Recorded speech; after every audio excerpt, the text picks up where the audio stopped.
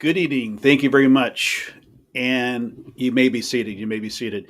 I do want to, first of all, thank you for waiting. It's been a busy day here at the White House, and I appreciate your patience this evening.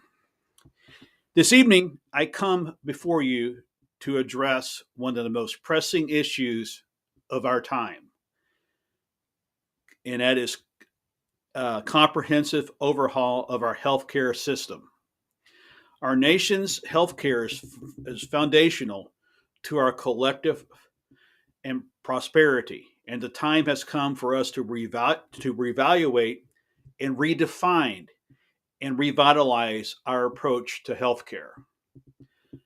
The complexities of our existing healthcare system have left too have left far too many Americans without the access, affordability, and quality of care they deserve.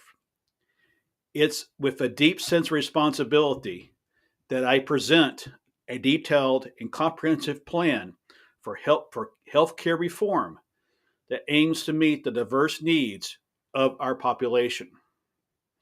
And one of the biggest issues we're facing is accessibility, and that is ensuring access to healthcare for all citizens, regardless of their economic circumstance or geographic location, is at the forefront of our reform efforts. We will embark on an extensive collaboration with healthcare providers, community leaders, and public health experts to identify and address the barriers that limit access to medical services. Through targeted investments in infrastructure, telemedicine, and community health clinics will strive to bring healthcare closer to every American, especially those in underserved communities. And quite honestly, every American deserves quality health care. It is wrong for a government, be it federal or state, to deny health care to its citizens. I also am well aware that healthcare reform has been tried by other presidents. I know this is an uphill challenge, but it's a challenge that this administration will meet wholeheartedly and we will see it through. The other issue is affordability. The escalating cost of healthcare have become a significant burden on individuals and families across the nation.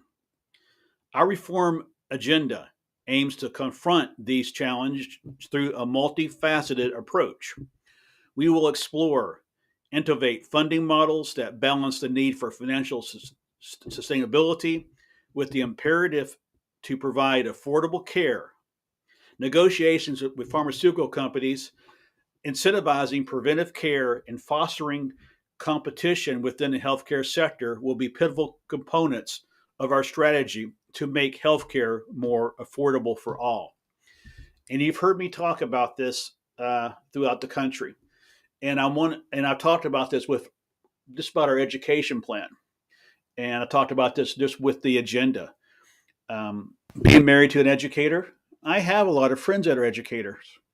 A dear friend of mine back in Texas, teacher, and she has to have it's not a choice that she can or cannot have it, but she has to have this medication.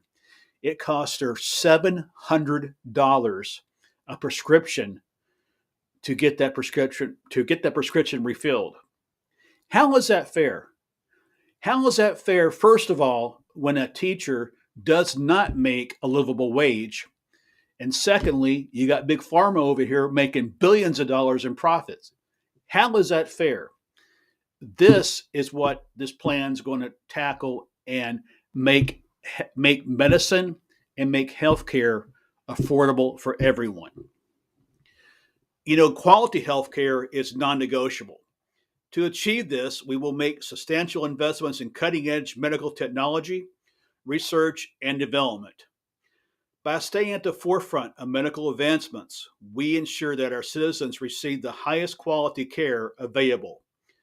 Recognizing the critical importance of mental health, we will integrate comprehensive mental health services into our healthcare framework, fostering a patient-centered approach to well-being.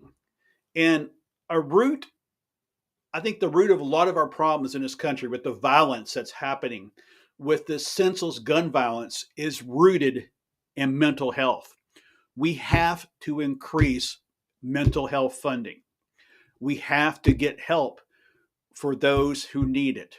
This plan I'm outlining here this evening will get help to those people and will, I believe, fix a lot of the problems this country is facing.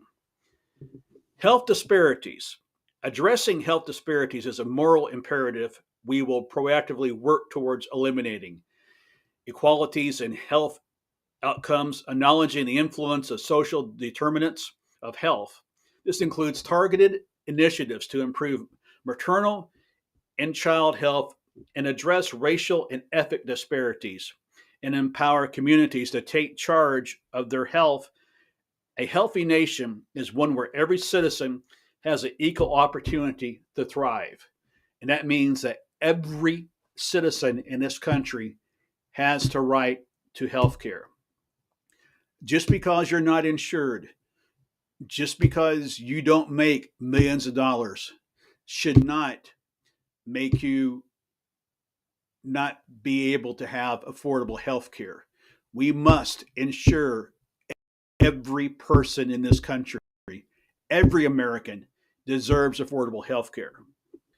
And in conclusion, the call for health care reform transcends political lines. It does. It doesn't matter if you're Democrat, Republican, Independent.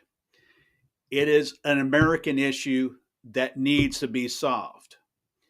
It is a collective responsibility we bear for the well-being of our nation.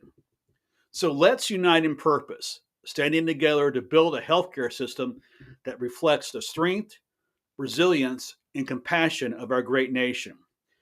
Through these reforms, we embark on a journey towards a healthier, more prosperous America.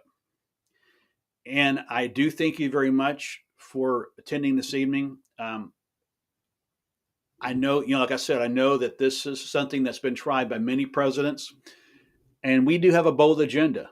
We have healthcare, we have education, and we do have a lot in front of us.